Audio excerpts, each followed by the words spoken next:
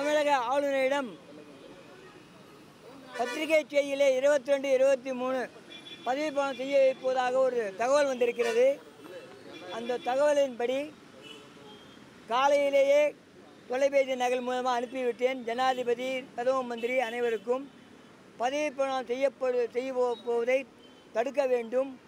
காரணம், இந்த வழக்கிலே விடுதலையானவருக்கு மேல்முறையீடுக்கு உச்சநீதிமன்றத்திலே ஒரு சந்தர்ப்பம் இருக்கிறது. அந்த சந்தர்ப்பத்துக்குள்ளாக நீங்கள் பதவி பிரமாணம் செய்து வைத்தால் அது ஒரு சட்டவிரோத செயலுக்காக துணை போவதாக ஆகிவிடும். தயவு செய்து சட்டத்தை மதித்து மேல்முறையீடு காலம் முறிகிற வரை காத்திருக்க வேண்டும். அப்படி நான் திங்கட்கிழமை என்று உச்சநீதிமன்றத்தில் மேல்முறையீடு செய்யப் போகிறேன். கர்நாடகா செய்கிறதோ இல்லையோ, அன்பழகன் செய்கிறாரோ இல்லையோ, சுப்பிரமணியன் சார் இன்றே சொல்லிவிட்டால் 1ஆம் தேதி என்று என்ன அவரிடம் பங்கு இருப்பாக தெரியவில்லை.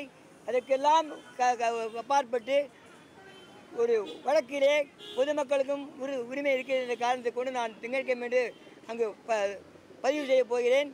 அதற்கு பின்னால் அந்த தீர்ப்பிலே அங்கும் விடுதலை செய்துவிட்டால் என்றால் எனக்கு அது அக்கறை இல்லை. ஆனால் அதுவரையால் பொறுத்திருக்க வேண்டும். மேல்முறையீடு காலம் முடியும் வரை தயவு செய்து பதிவு செய்து கோரிக்கை வைத்திருக்கின்றேன். அது நிச்சயமாக நிறைவேற்றப்படும் என்று நம்புகிறேன். ஜனாதிபதிக்கும் அனுப்பிவிட்டேன். மீண்டும் ஊழலை ஒழிக்கின்றேன் என்று கூறுகின்ற பிஜேபி அவர்கள் பிறந்த மனதிலேயே சொல்லுகின்றார்கள் இந்த ஆட்சி நன்றாக இருக்கிறது என்று. உண்மையிலே வெட்கப்படுகிறேன். இவர்களெல்லாம் ஏதோ 2016 மனதில் வைத்துக் செல்கிறார்கள் வழிய உண்மையாக லஞ்ச ஊழலை ஒழிப்பதற்கான ஒரு அக்கறை இல்லை என்பதுதான் காட்டுகிறது.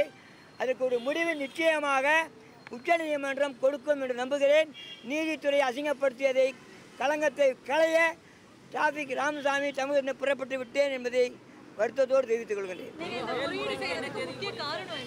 முக்கிய காரணம் சட்டவிரோதமாக முதல்ல, அதாவது எந்த விதமான விருதும் இல்லாமல் ஏதோ 10% அவருக்கு அனுமதி வருமானத்தை அதிகமாக சேர்க்கலாம் என்று லஞ்ச ஊழலுக்கு ஊக்கமளிப்பது போல் ஒரு தீர்ப்பு கொடுக்கப்படுகிறது என்றால் உண்மையிலேயே சட்டவிரோதம் தான். இது ₹1 திருடனாலும் திருடம்தான். 10% அனுமதிக்கலாம் என்று கூறுவதே சட்டவிரோதம். ஆகவே அதை வைத்து நான் மெயிலே பார்க்க போகிறேன். Karnataka high court justice honourable his lordship CR Kumaraswamy அவர்கள் கொடுத்த ஜட்ஜ்மெண்ட் வந்து பெருத்த பிழையுள்ள ஜட்ஜ்மெண்ட்.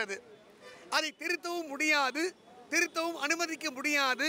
யாருக்கும் பவர் இல்லை, சுப்ரீம் கோர்ட்டில் தான் நீங்கள் பண்ண முடியும் அப்படிங்கிற தெளிவான பதிலை எஸ்டர்டே கர்நாடக பதிவாளர் ஜெனரல் DH பாட்டீல் எங்களிடம் தெரிவித்து விட்டார். ஆச்சாரியாவை நான் வந்து டிஸ்கஸ் பண்ணும்போதும் ஆச்சாரியா அவர்களும் அவர் என்ன சொல்கிறார் அப்படின்னா, இந்த பிழையை வந்து 13.5 14 கோடி பிழையை வந்து ஷிட் பண்ணினோம் அப்படின்னா 8.12 என்பது 76.77% ஆகிடும். ஒரே ஒரு கொஸ்டின் தான், வேறு எதுவுமே கிடையாது. கிருஷ்ணானந்த்ஜி அக்னிஹோத்ரி எதிர் மத்திய பிரதேசம் அப்படிங்கிற வழக்கை வந்து பேஸ் பண்ணி தான் டாக்டர் ஜெயலலிதா, சசிகலா, இளவரசி, சுதாகரன் வந்து விடுதலை பண்ணியிருக்கார்.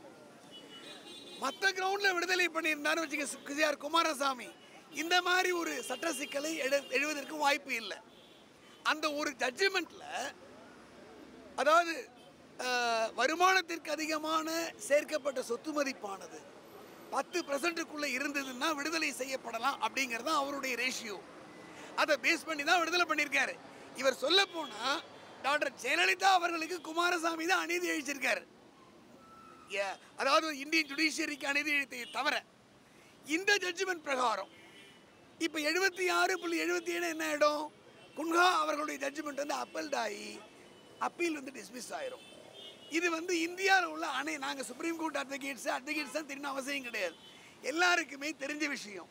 இந்த ஜட்ஜ்மெண்ட் சுப்ரீம் கோர்ட்டுக்கு போச்சு அப்படின்னா கன்விக்ஷன் வந்து உடனடியாக ஸ்டே ஆகும். கன்விக்ஷன் ஸ்டே ஆச்சு அப்படின்னா இவங்க பதவி ஏற்றுக்க முடியாது. இப்போ பாயிண்ட் நம்பர் 1, லில்லி தாமஸ் வழக்கில் இவங்க வந்து டிஸ்குவாலிஃபிகேஷன் ஆனாங்க. பாயிண்ட் நம்பர் 2, டிஸ்குவாலிஃபிகேஷன் ஆகி கிரிமினல் அப்பீல் வந்து ஃபைல் பண்ணாங்க. பாயிண்ட் நம்பர் 3, கிரிமினல் அப்பீலில் கொடுத்த ஜட்ஜ்மெண்ட் வந்து பெருத்த பிழையுள்ள ஜட்ஜ்மெண்ட்டாக இருக்கிறது. பாயிண்ட் நம்பர் 4, அந்த 8.12ன்னா இவங்க பதவி ஏற்றுக்கலாம். ஆனால் 76.77 என்ன ஆயிரும், இவங்க வந்து அந்த ஜட்ஜ்மெண்ட் வந்து தீர்ப்பு வந்து அப்பீல் டிஸ்மிஸ் ஆகி கன்விக்ஷன் தான் அப்பீல்டு ஆகிற சூழ்நிலையில் வரக்கூடிய ஒரு சான்ஸ் உருவாகிருக்கு. இந்த பிழையுள்ள ஜட்ஜ்மெண்ட்டை வைத்து தமிழக ஆளுநர் அவர்கள் டாக்டர் ஜெயலலிதா அவர்களுக்கு அரசியலமைப்பு சட்டப்படி லெல்லி தாமஸ் ஜட்ஜ்மெண்ட்ல ஏதாவது நானோ நீங்களோ போய் சிஎம்ஓ உட்காரலாம், அது கான்ஸ்டியூஷன்ல இடம் இருக்கு. 6 மாதம், அந்த 6 மாதம் முடியறதுக்குள்ள எம்எல்ஏ ஆனால் போதுமானது, இல்லைன்னா நீ ரிசைன் பண்ணிட்டு போயிடலாம்.